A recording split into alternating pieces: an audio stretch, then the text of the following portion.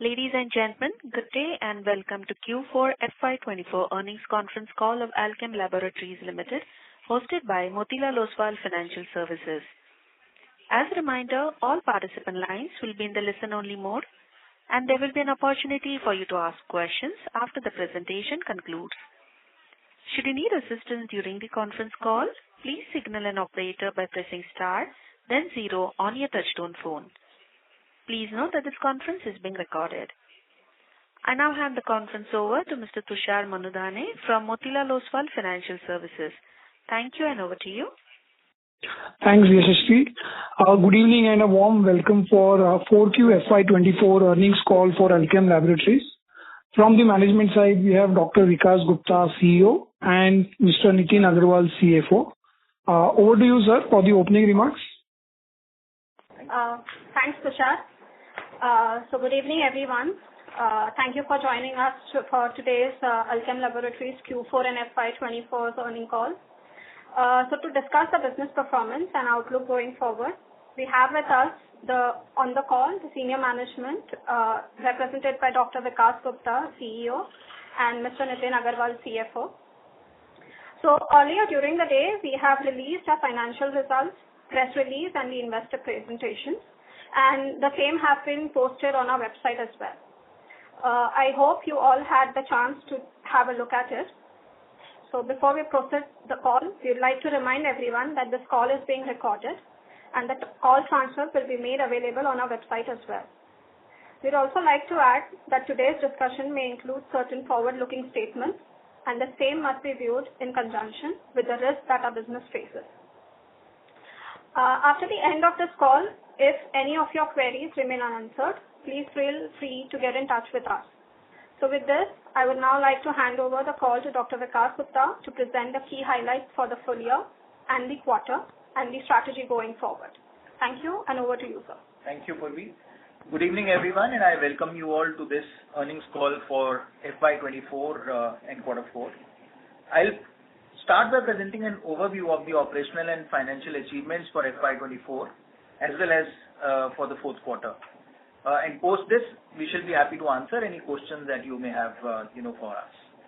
Our focus has been to improve the EBITDA margin during the year on the back of benefits through implementing various cost control initiatives as well as, the favorable API prices that we had during the year. Continuing our trend of improved operational performance, Q4 builds on the momentum gained from previous quarters with significant gross margin enhancements backed by lower raw material costs as well as the lower intensity of price erosion in US. We are happy to highlight that Alkem has registered a net profit before tax of more than rupees 2,000 crore for the first time. And also, one of the first is that our international business has crossed the revenue of 4,000 crore in FY24. Coming to the highlights of FY24, during the year, we have generated approximately 1,400 crores in cash, which reinforces our balance sheet to establish a substantial net cash position of around 3,550 crores. We outperformed the IPM in anti-diabetic therapy, which everybody has been looking forward to us, to grow the chronic business, and that is really on track. Not only anti-diabetic, in other markets like derma, GI, and even the VMN therapies, we have really outperformed the IPM, and our ranking has improved in therapies like anti-diabetic, cardiac, as well as the respiratory. The company maintained its leading position in the anti-infective segment. However, we all know that anti-infective market, saw very sluggish growth in the financial year 24, and that did impact, us as well. The company continues to rank among the top 5 companies in the Indian pharmaceutical market. Our international business has delivered a very strong growth, with US business reporting double-digit growth of more than 10%, for the year. In the non-US business, across geographies, we continue to achieve a very healthy growth.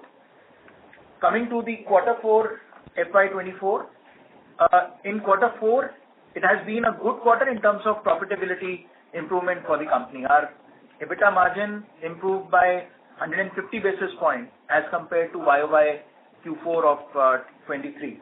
So from 12.2%, we moved up to 13.7%. The net profit after tax for the quarter stood at 294 crores, and PAT for Q4, it was impacted on account of derecognition of the deferred tax of rupees 120 crores. Adjusted for the above item, PAT growth for Q4 FY24 would be roughly 54%. During the quarter, we have received 2 ANDA approvals. Our biosimilars business is performing impressively and witnessing significant traction in the domestic biosimilar market with a portfolio of 7 products now. We aim to sustain and carry forward this performance momentum in the current financial year. Thank you for your patient listening, and the house is open for any questions that you may have for us. Thank you very much. We will now begin the question and answer session. Anyone who wishes to ask a question may press star and 1 on their touchtone telephone. If you wish to remove yourself from the question queue, you may press star and 2. Participants are requested to limit their questions to 2 at a time and to use handsets while asking a question. Ladies and gentlemen, we will wait for a moment while the question queue assembles. We'll take our first question from the line of Kunal Dhamesha from Macquarie. Please go ahead. Good evening and thank you for the opportunity. Sir, would you like to provide any broad outlook for FY25 in terms of revenue growth and profitability? Hi, Kunal. So, I've always maintained that, our revenue growth will be in line with the market growth. We will be, we'll be at par with around 10%, is what our revenue growth, looks like for the coming financial year, and largely driven, from even the domestic market. Okay. In international business, our US business is growing, fine. The price erosion that we used to see over there, that has now stabilized at a low single digit, so, and that is what gives us hope that even our, US business will grow, pretty fine. So that's on the revenue business, on the revenue. In terms of gross margins, we maintain, we will be within the range of, both the gross margin as well as EBITDA as to what we are currently. So I think that is what, we will, as a guidance I would like to give you. And just a follow-up on the cost efficiency measures that we have taken, right? But when I see let's say the improvement, on a year-on-year basis, from around 14% EBITDA margin to 17.7% in FY24, majority of that is driven by the gross margin improvement, and I think another 60 basis coming from the lower R&D expense. So, the cost efficiency measures, will it kind of, be positively impacting us going forward, or is it already baked into the improved gross margins? So it's an ongoing process. Some part of it we have already baked in our gross margins, but as we continuously keep our focus on improving costs, I'm sure this will add further. But on the overall API prices, currently the prices are pretty stable. So sometimes if we are more cost efficient on one side, there may be a scenario that we see an increase on some of the cost side of certain raw materials, which we can't predict. But anyhow, we are not seeing any such trend currently. So I am assuming that at a business unit level, our EBITDA might even improve, as we move along. But there are certain investments that we are going to make, for the future growth, and that is why I'm saying that our overall EBITDA, at the corporate level, because of those investments, might still I would maintain it where we are currently.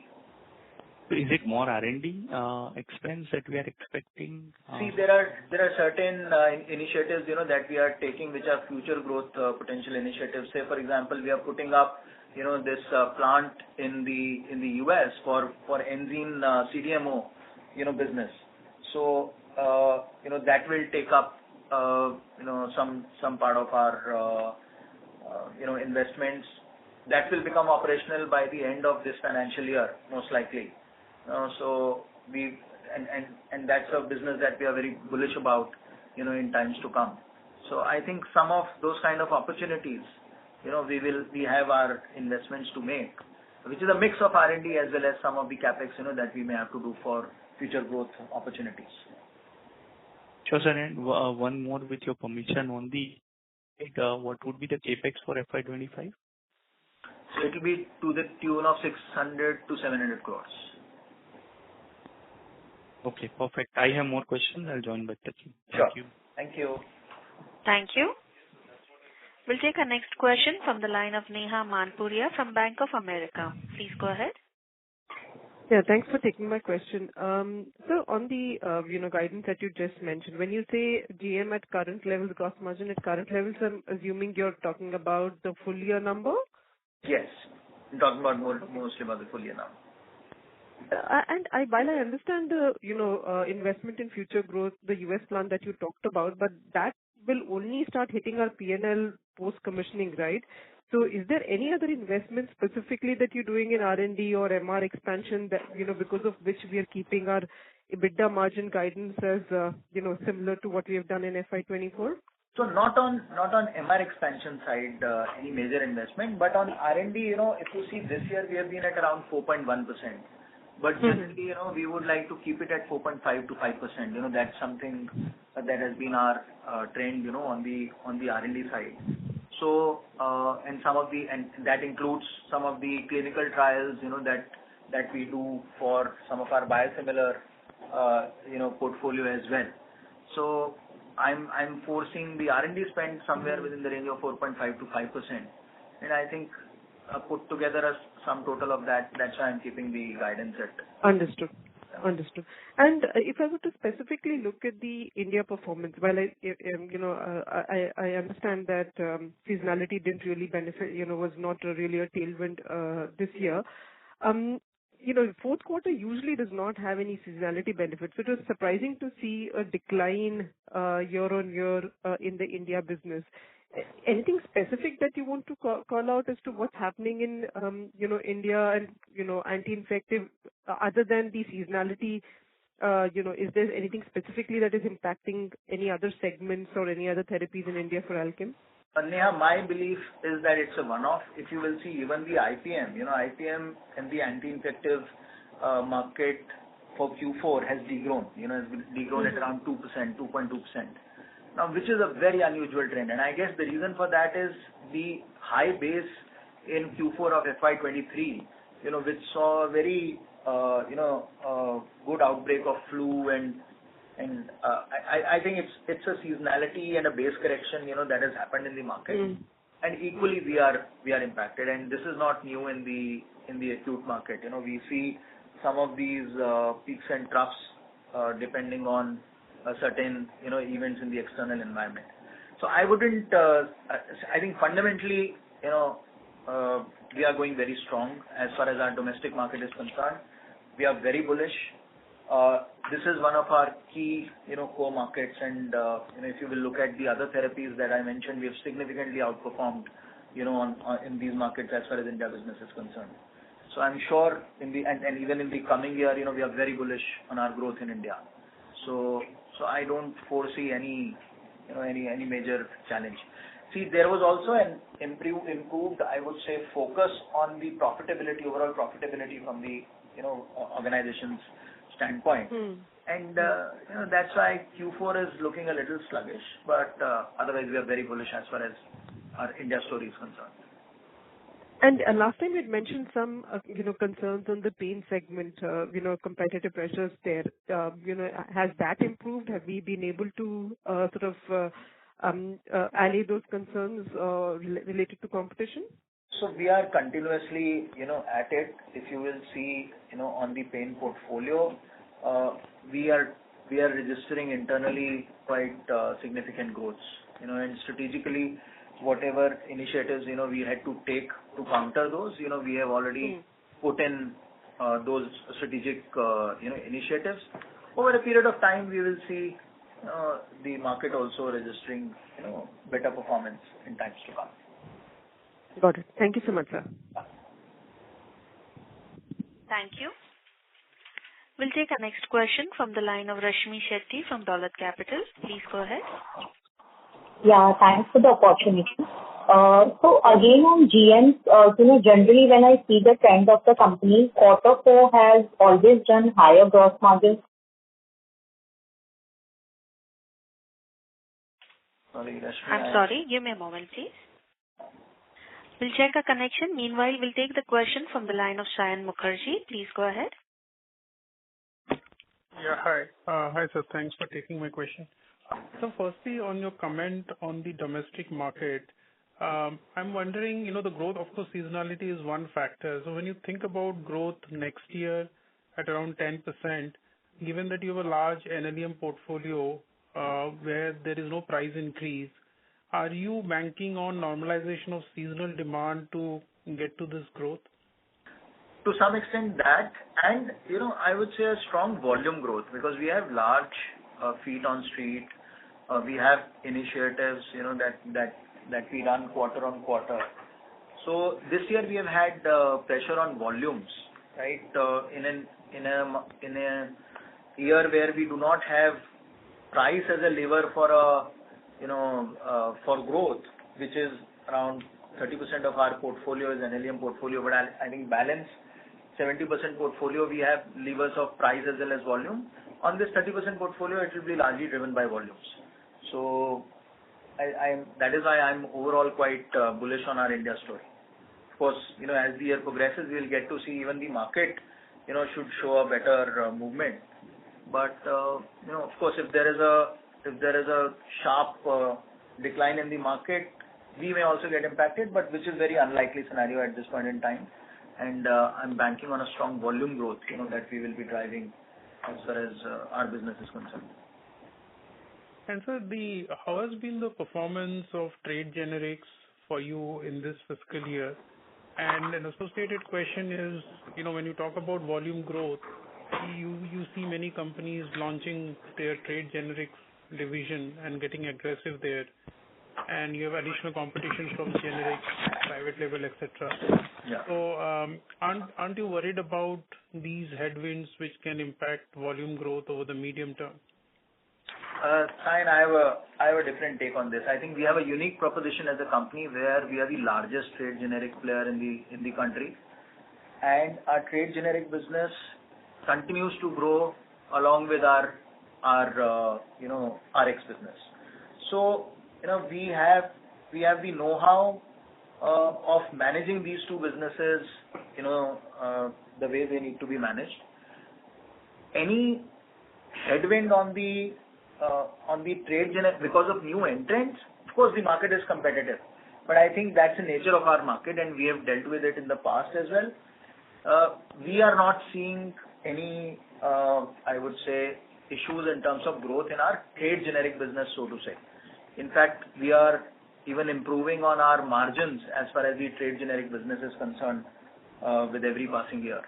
So with the kind of scale that we have in this business, in fact, we are very bullish about both the trade generic as well as the branded generic business. In the trade generic business, we are even going ahead with a lot of products that we are going to launch new, on the trade generic side, which should further propel the growth of our trade generic business with improved margins, in the medium term.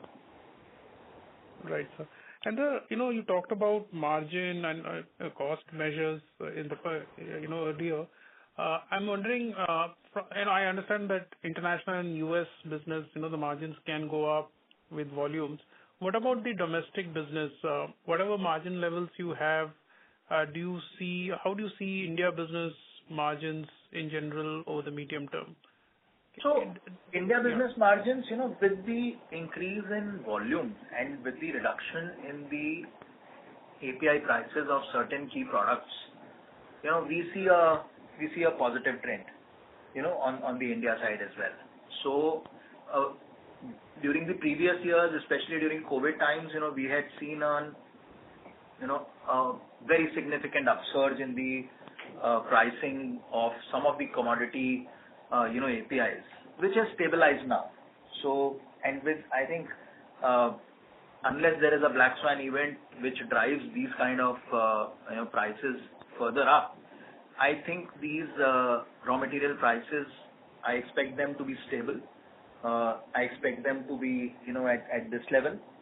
Of course, there are certain elements, which will play out in the market over a period of time, and that will decide on some of our key products like Penji, where everybody is expecting the price to come down. So far, we haven't seen it, getting played. If that plays out the way everybody is anticipating, then I'm sure our margin profile would even get better. So it's more around raw material and not, and the impact is limited from other expenses like SG&A, etc.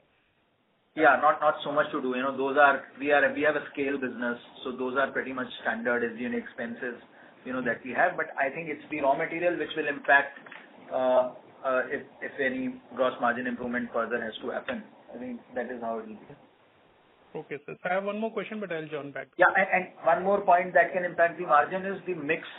As our chronic business is improving, as the portfolio, which is a higher margin portfolio, as its contribution increases over a period of time, then that also will contribute, positively to our overall improvement in the margin. Right. Yes, thanks. Thank you. We'll take our next question from the line of Rashmi Shetty from Dolat Capital. Please go ahead. Yeah, thanks for the opportunity. Am I audible now? Yes. Okay. Sorry if I'm, asking this question and you might have answered this because I lost the connection in between. So just on the gross margin side, just need a clarity that every fourth quarter we have normally seen higher gross margins compared to your first 3 quarters. While I understand that you have given the explanation that, stable price erosion and lower input cost has benefited to that extent. But just want to understand that, for your cost control initiatives, any restructuring or anything which you are seeing, to improve on the supply side, on the inventory side, sourcing materials at a cost-effective way, anything, that is also leading to this improvement? Yeah, Rashmi, I wouldn't, attribute this improvement to any one single step. All of this that you mentioned is what we do on a day-to-day basis. So it's a continuous improvement process. It's not a one-time improvement initiative that we take and leave it at that. So I guess all of this, what you have referred to, including the supply chain efficiencies, including the raw material procurement, etc., we do it on a day-to-day basis, and wherever there are opportunities to improve the margins further, we do that. So I think it's a mix and sum total of all of these initiatives, that has led to this kind of improvement, which to my mind, should be sustainable. Of course, because of mix issues, it might be a slight variation here, there, but I guess on an annualized basis, more or less, it should pretty much stabilize at it. Okay. And on your US business, the sales have come down significantly on a quarter-on-quarter basis. Like in the first 3 quarters, we managed to do $80 million plus, but this quarter we were below that, around $74-75 million. So just want to know, this was purely seasonality or, there are any other issues with it? So I would say it's on 2 accounts. One is some of seasonality, and second, even some of the supply issues, that we had in US business. So, which was, I would say, one-off, that impacted us for, 1 or 2 months, which has largely led to quarter-on-quarter, if you compare it like that. But if you will see even the previous years, the trend, more or less because of seasonality, has been like that even in US business. But yeah, I mean, we are seeing, the way I will put it, US business, the kind of price erosions that we were seeing, in the previous years, that has come down.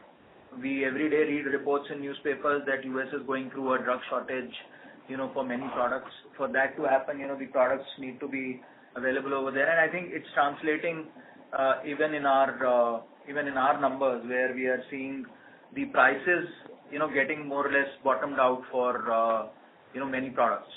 So I think that is a general larger trend. And we are very bullish now that because of our volume growth that we are getting in US business, our US business should also continue to grow, significantly. And how many launches we have done this year, and how many are we planning for next year? So this year has been, just 2 to 3 launches, and similar is our, expectation in the coming year. So, in Q2, we will see Dabigatran. So that is what, we will look at. But we are looking at, in FY25, overall, we are looking at around 6 to 7 launches, I would say. Sorry, I said 2, 3. 6 to 7 launches. And one of those will be a relaunch. So looking at around 7 to 8%, growth contributed by the new product launches, in the US market. That is something, that we are. Okay. And one last question on Engine Bioscience. We had given earlier sales guidance of achieving rupees 2 billion and, achieving the break-even level. Have we achieved that, or, and any outlook if you can give for next year? So we are pretty optimistic about that business. Today, I think whatever guidance we have given, we are more or less, running in line with that. But I guess it is FY25 for, and beyond, actually, because we are making some more investments in that business, to make sure that we grow this top line. So at an individual business level, I guess, we don't look at profitability like that. But I think we can give you more this thing on. Nitin, would you like to add? So, see, the investment we have made in Engine in last 10 years was mostly for India, in the plant and in the R&D, which we did for India market and for Europe market. So that business has achieved break-even in last year. Now, in the current year, we will invest for US market. We are building a plant in US. We will also invest in R&D and for other related stuff like CDMO for the US market.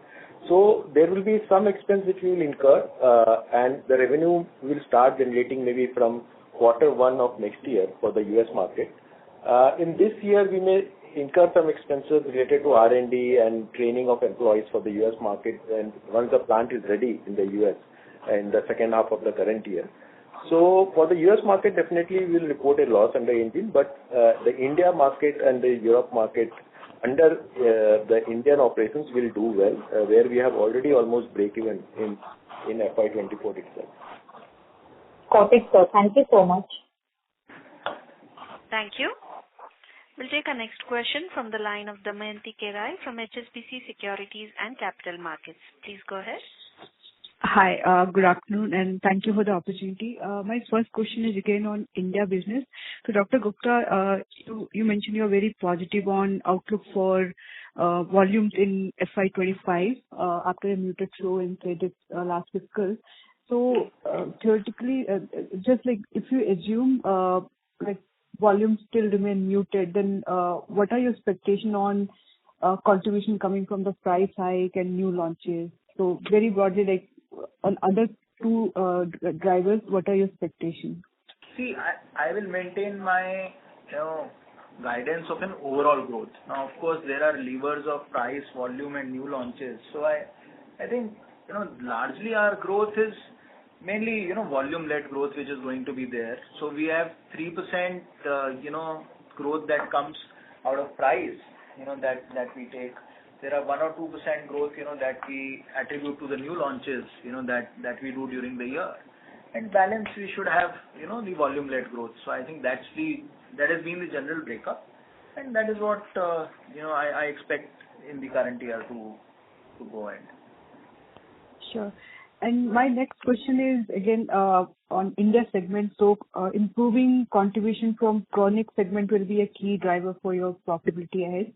So can you update us on like what is the contribution coming from chronic portfolio, and then what is the productivity in terms of sales team on chronic and acute team? So I think every quarter I get this question, and I will once again reiterate. See, like I mentioned in my earlier commentary, anti-diabetic market we have grown substantially, well. If you are asking the productivity, then for FY24, we have an overall group level productivity at around 4.5 lakhs. From chronic, it's around 3.5 lakhs, already that we have got. So if that's on the productivity side, but if you look at the percentage contribution, today we have around 17 to 18% business, that comes out of chronic, and I expect it to cross 20, in the near term to mid-term. Okay. And lastly, you mentioned you are broadly done in terms of hiring MR, medical representative, etc. So any addition planned for this year, or it will be nominal? See, I mean, India is our core market, home market, right? Not the kind of expansion that we have done in previous years. We do not have any such plan for this year. Of course, if there are minor additions here, there, that we continue to do, but nothing, like we have done in the recent past, in the previous years. Okay, sorry, can you mention like what is the head count on MR side? So today, put together, we have around 12,000. Which is the around 12,000 is the number that we have overall on our field force overall. Okay. Thank you, Dr. Gupta. Thank you. We'll take our next question from the line of Kunal Dhamesha from Macquarie. Please go ahead. Hi, thank you for the opportunity again. So, on this US capacity that we are putting, can you share what is the capacity size and approximate capex that we are doing? And so, this is on biologic side, right? Yeah. This is a CDMO facility for the biosimilar, that we are putting. I would refrain from right now giving the capacity size, etc. But on an overall capex side, I think we have given a guidance that we will be within, for the overall capex, for the company will be to the tune of 600 to 700 crores, and that covers the capex that we will have to put in for this facility as well. Okay. And what would be our maintenance capex? So this includes around 80 to 100 crores of maintenance capex, which we incur every year, Kunal. So only if you are looking at the for the facility, it should be to the tune of around 400 to. No. This is maintenance capex is for the existing. No. I'm saying his question was on US facility breakup. I mean, what is it that we for? For US facility, that new facility, we will have a capex around 400 crores. For the maintenance capex of existing plant, it will be in the range of 80 to 100 crores. Sure. And second question on the trade generic business. What was the contribution of trade generic business this time around? So we are, I think, between the range of around 20%. 20% is the total contribution of trade generic business to our domestic business. So has it come down substantially? Because I think last year we were somewhere around 23%, 22-23%. No. In fact, it has remained, stable, and it is also growing. It is growing at a similar pace of what our general overall, RX business grows. Because I think last time around, just like we were at 23%, and it has been growing slightly faster, and hence the contribution is increasing. In terms of percentage, maybe in a year where our branded business has not grown that well, it ranges within that range. So 1 or 2% here or there, it remains. But this year, we are giving you this year numbers, that we are within the range of 20 to 21%. Yeah. So going forward also, it will remain in it will remain 20 to 22% only. Okay. And in terms of margin, you earlier alluded that the margin in this business is improving.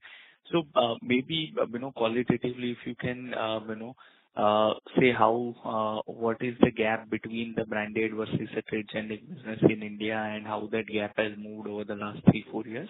Generally, we have not given any segment specific margins. What I can say is we are improving with every passing year, and of course everybody knows that these two businesses operate at different margins. But I would say at an overall EBITDA level, we are improving in that business every year, and with the increase in scale, we generally get that leverage. So I think we are leveraging, that operating leverage has started coming in that business. Is it fair to say that trade generic business would be higher than our corporate average margin? It will be within that range, 1 or 2% here or there. So it's within that range. Perfect. It's a last question from me on anti-infective side, right, which is our stronghold. But when I see, even there we have underperformed the market. So what could be the reason here? Was it like more inventory channel, channel inventory was there, and hence this year we had seen lower than market growth? Or would we have lost market share on that stronghold? How should we think about it? So it's a mix. Some part of it is also on account of, some of the inventory and channel normalization, which generally happens whenever, the market sees a sluggish growth. And also it's about the regional dependence. There are certain geographies where we are more dominant than the others, and if the market is impacted more, in those geographies as compared to the others, then we get impacted a little more. So, that is perhaps one of the reasons as to why our growth is looking, sluggish as compared to the overall market. It's more of a weighted average issue on that front. And would you say that now channel inventory for us would be normalized? Yeah, that is there. So it's the nature of this business. When you will see the demand going up, the channels automatically keep getting to normalized levels. And one more, if in terms of, let's say, this penicillin G consumption, since we are really big in anti-infective, would you be able to provide like what is our tonnage consumption of penicillin G or 6-APA? And do we buy penicillin G or 6-APA and convert it to the APIs, or we just buy directly the APIs that we kind of sell in India, like amoxicillin? So we buy directly. That is what we do. I think on the other details we will have to connect offline. As to what is the tonnage, etc. You can post your query and we'll respond to that. Sure, sir. Sure. Thank you and all the best. What I can tell you is that we are one of the largest consumers of Pen G, and if Pen G prices ease out, we will be more happy than anyone else. That is something that I can just let you know. Great. Thank you and all the best, sir. Thank you. Yeah. Thank you. We have our next question from the line of Bharat S., an individual investor. Please go ahead.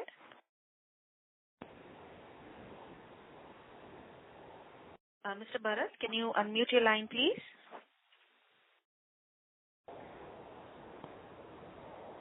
Since there is no response, we'll move on to the next question from the line of Rahil Dasani from Mittal Analytics. Please go ahead. Yeah. Am I audible? Yes. Yes, Rahil. First of all, thank you for the opportunity. Just a few quick questions on adalimumab. Are we selling it under Enzyme's own brand, or have we licensed it to someone? And secondly, where are we selling this product exactly? Which product? Sorry? Adalimumab? Yes. Yeah, we are selling it as through Enzyme. We have our own brand? Sorry? Yeah. We have our own brand. And where are we selling this product exactly? India. Yeah, it's India market. Your question is with regards to adalimumab Enzyme India sales, right? We are selling it in India. Okay.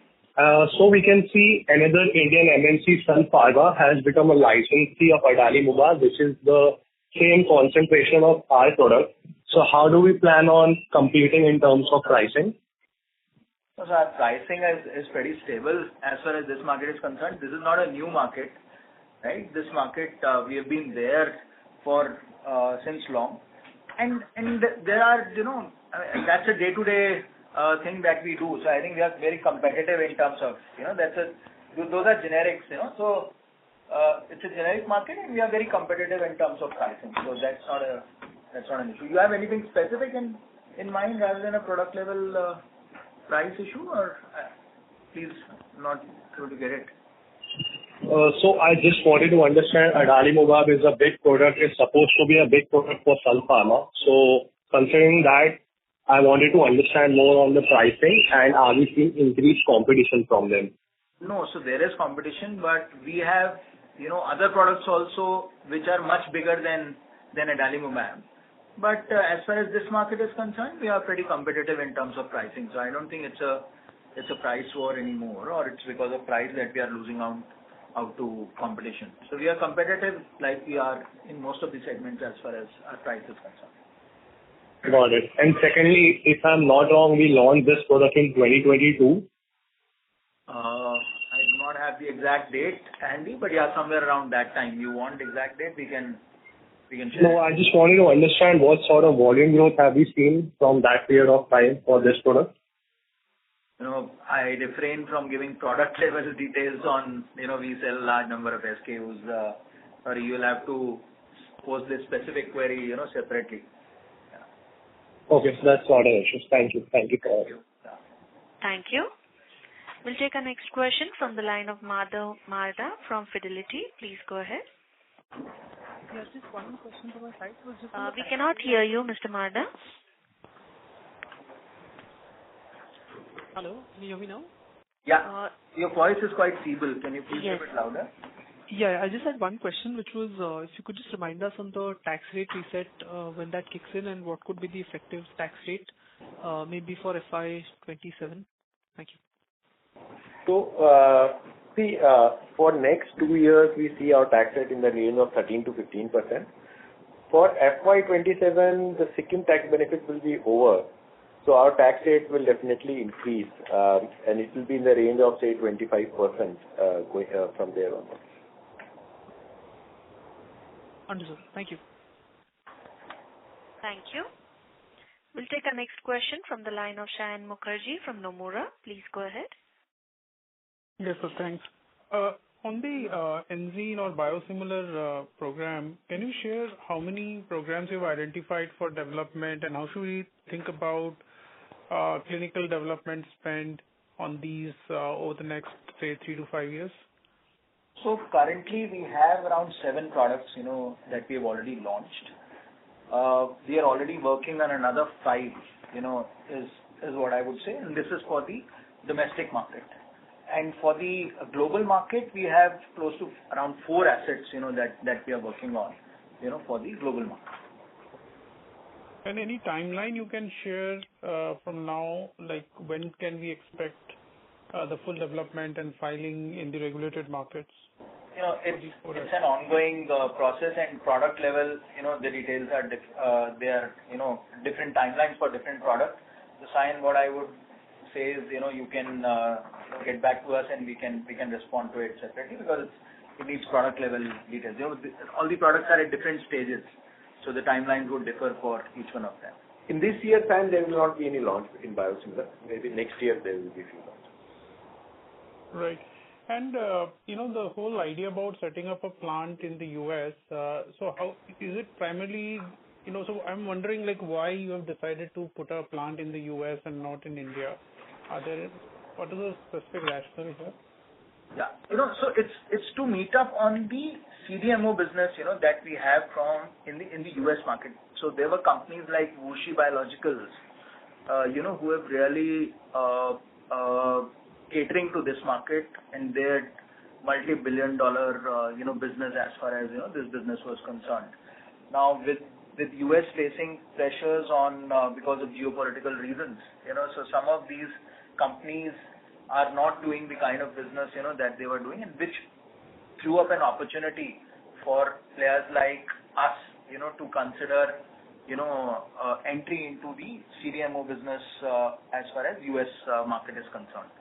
So clearly we see an opportunity over there, and there have been players in the market who have been doing that in the past.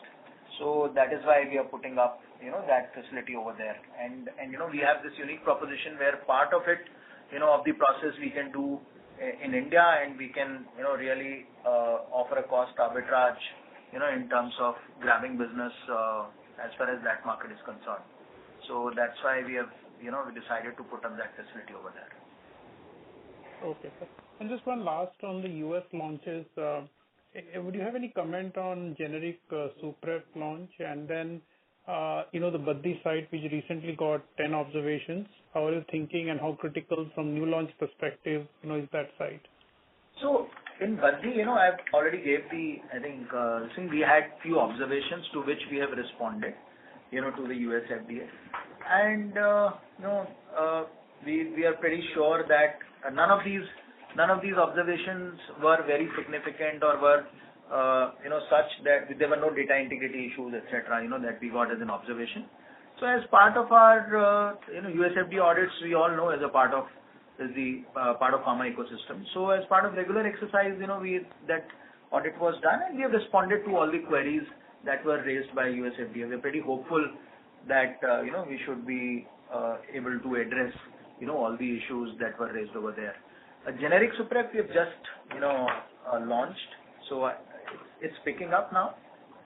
So at this stage I do not have any this thing, because it's a recent launch that we have just done in US market. And to add, Stan, for our FY25 new launches in US, none of it was planned from Bati. All the new launches are planned from Daman for FY25. Oh, thank you. Thank you. We'll take our next question from the line of Achal Maheshwari from Equirus Securities. Please go ahead.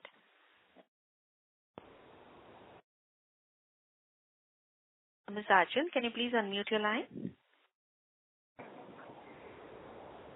Since there is no response, we'll move on to the next question from the line of Kunal Dhamesha from Macquarie. Please go ahead. Yeah, hi, sir. Thank you for the opportunity again. Since we are sitting on a decent pile of cash, what is your capital deployment priorities? Would you be looking for inorganic activity to boost our growth, or would it be returning to shareholders? So I said it on the earlier calls as well.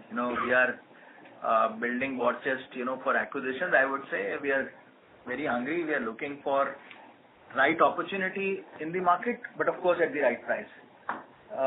So we are very open to acquiring any asset which will be synergistic to us, of strategic value to us, and comes at the right price. So that's how we plan to deploy cash. But of course, dividend payout, we have always been within the range, particular range, and we are continuing to be within that range as far as our dividend payout is concerned. In terms of acquisition, any preference for size, large size, small size, more like brand acquisition versus the organization acquisition? And when you say right price, what is, what are the valuation metrics that you look at? No, I would say anything that can add value to our overall business, and can be value accretive. I wouldn't put a size and scale and a valuation to it. That'll depend on asset to asset. But we value and we evaluate, various opportunities that come our way. And I think we cannot be way off from the market if we have to acquire something. So I think whatever are the market valuations, we have to be in line, with that. But of course, the way we look at it is, will it be value accretive for us? Will it add value, to our overall business? And if the answer is yes, then definitely, we'll be very keen to acquire something. But anything like chronic, acute? Yes, of course. Chronic will be our first priority, because that's a business that we are building at scale. But since we have presence across therapies, we will not be averse to any therapy, so to say, to consider as far as acquisition is concerned. And let's say, for today, like what would be, a biggest obstacle for you to do an M&A? Would it be the availability of asset, or the availability of asset at right price? What would be the bigger concern for you? It's a mix of both, but more number two. Great, sir. Thank you. Yeah. Thank you. We have our next question from the line of Shrikant from Nuvama. Please go ahead. Hello, Dr. Gupta. Thanks for the opportunity. Just two questions. How do you see the anti-infective season in FY25 considering the monsoon prospects? Boss, I'll be bullish, but this is a forecaster's job, and I can't forecast how rains or seasons will play out. But yeah, what I know is trends in the previous years, and balance. Let's see.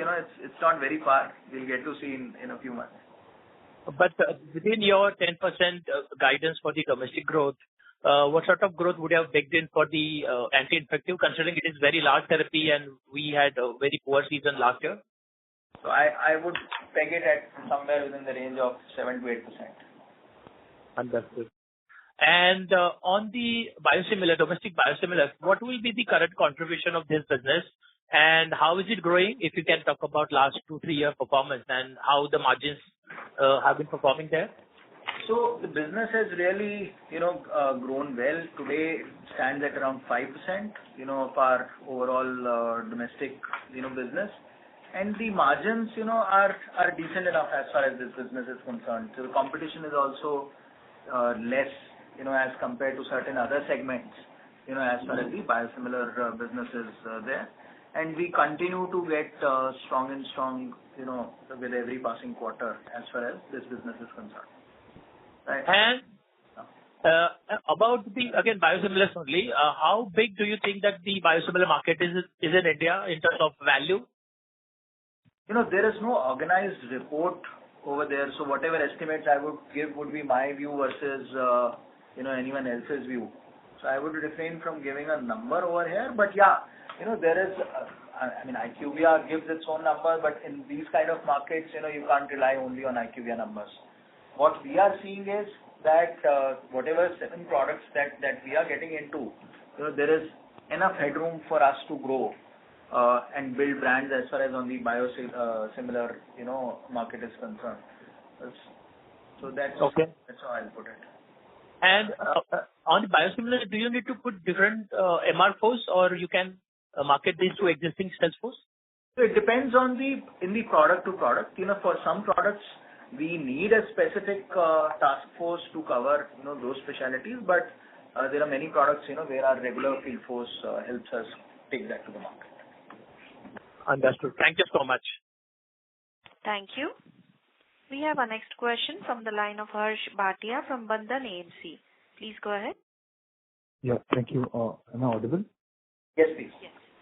Yeah, thank you. Just 2 quick questions. I joined the call a bit late, so maybe repetitive.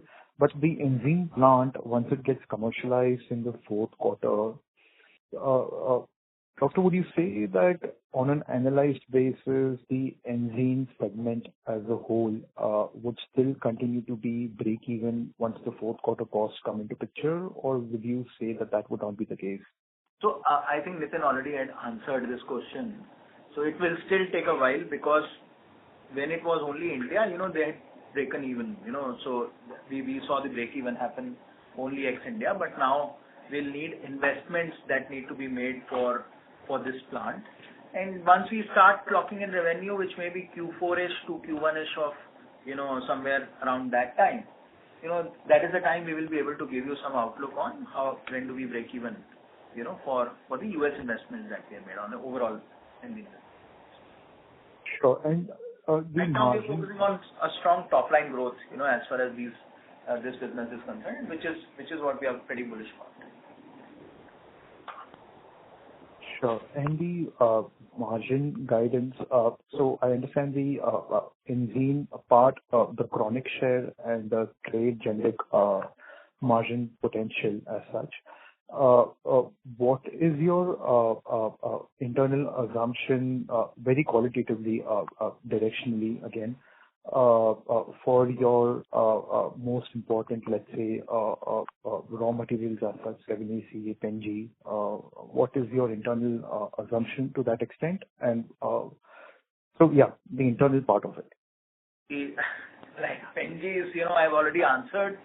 It's very hypothetical, because everybody is expecting it to play out the way it has to play out, because one large Indian player, has already started producing. We should see.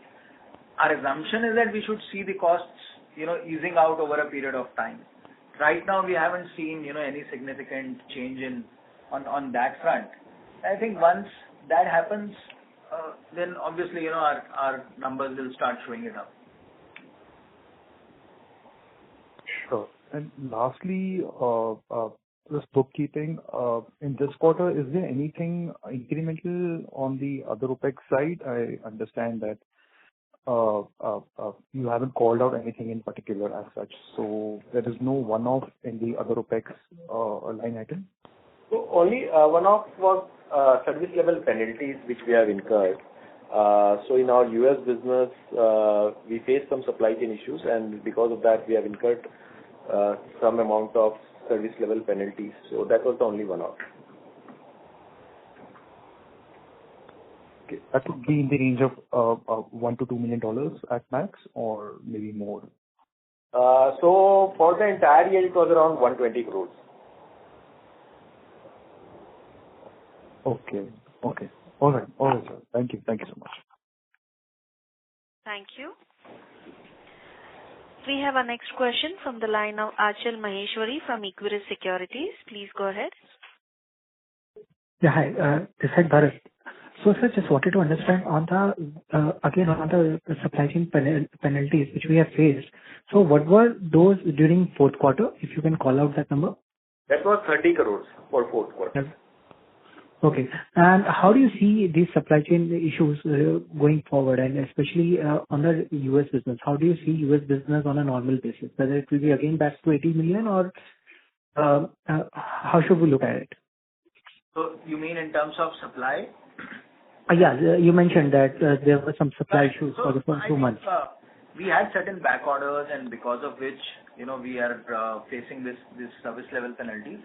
But as we have ramped up our, supply chain to bring down the back orders, we see that situation getting eased with every passing quarter. So on an overall basis, I guess, we should be pretty much in control of, this, and we should be able to bring this number down in the current financial year. Right. And sir, on enzyme business, so what sort of operational expenses we are seeing for the new plant? What kind of? Sorry? Operational expense.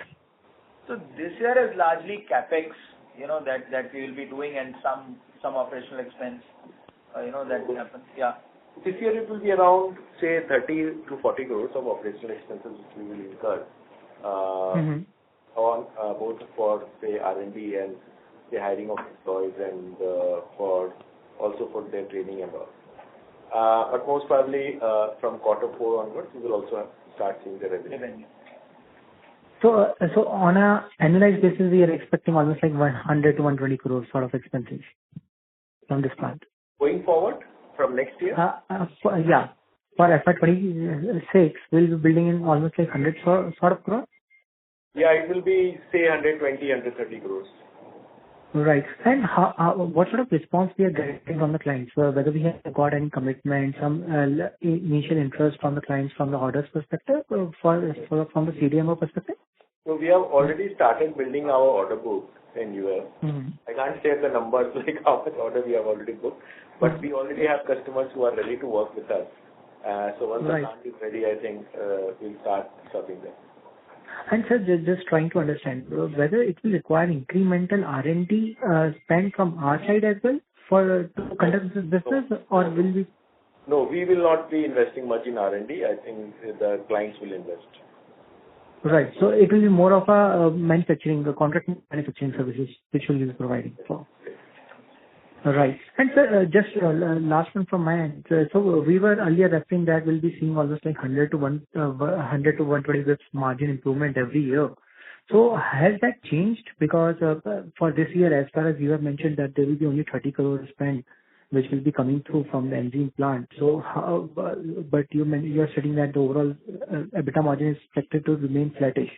So first of all, we overperformed over the guidance which we have given. We have given a guidance of 17%, and we achieved 17.7% in the current year itself. So definitely there will be say a few points of improvement, but will not be very significant improvement over what we have achieved in FY24. Maybe say 20-30 basis points we can expect, but will not be very significant improvement, because as Vikas spoke about that, because of say an EDM also, there is no price growth on a significant part of our portfolio. So we'll try to push our, say, domestic sales through volume. So definitely the margin will be more or less in line with what we have achieved. Right. And last one, sir. In fourth quarter, was our trade generic business very different from what we would have done for the full fiscal? No, it was the contribution of trade generic was, say, on the similar line, like of our total domestic. In the fourth quarter, right?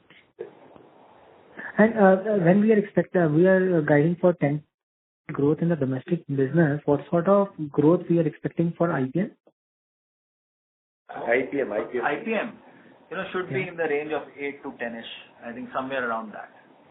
So are we expecting any outperformance as compared to IPM, or we are expecting to be largely in line with market? We are looking at in line or a plus 1%, compared to IPM, somewhere within that range. Sure, sir. On a full year basis. Thank you. And on a full year basis. Sure, sir. And we would have already seen some sort of ramp up already happening for this quarter, right? First quarter? Yeah. I can't give any numbers at this time. Sure. First quarter. Sure. No worries, sir. Thanks a lot. Thank you. We'll take a last question from the line of Yash Tanna from iThought PMS. Please go ahead.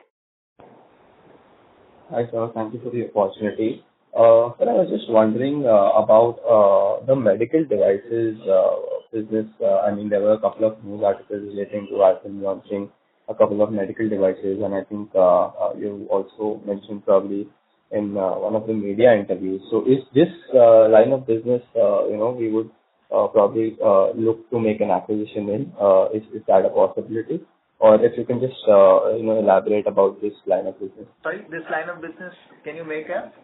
The medical devices, there have been a couple of media articles relating to Alkem launching a couple of medical devices. Yeah. So, see, it's a line of business that we are setting up now. So it will be a mix of both organic as well as we are very open to even if there is any inorganic opportunity that comes in, that on that front. So it's an important line. It's going to be an important line of business for us. We've just started and we've just floated that company. So we'll give you further details on it as and when we've got significant details on the same. Sure, sir. And this will mainly be for the domestic market, or are we targeting another market? It's domestic market. Okay, got it. And if you could also throw some light, I think Alkem launched the ophthalmic division. So how is that progressing, and what's the vision out there? On chronic? The ophthalmic. Ophthalmic. Like I said, even in the last quarter, ophthalmic is a very recent launch, that we have had. So it's a business, which is growing with every passing month. But it's right now in a very, small stage. It's a very potential market. Market size is pretty big. The number of players are lesser as compared to certain other therapies. So we are bullish about this market, but we've just entered into that market. It's early days, and we have some of the new launches that we have planned, in this therapy as well. So I think that is where we will see how the business progresses over the coming quarters. Sure, sir. And if you could provide like a vision, if Alkem wants to, come in the top 5 of 10, top 5 probably top 10, whatever, probably a 5-year vision. Voice is not very clear. Am I audible now? Can you use your handset? It is sounding muffled. Sorry, I'm using my handset only. Am I audible now? Yes.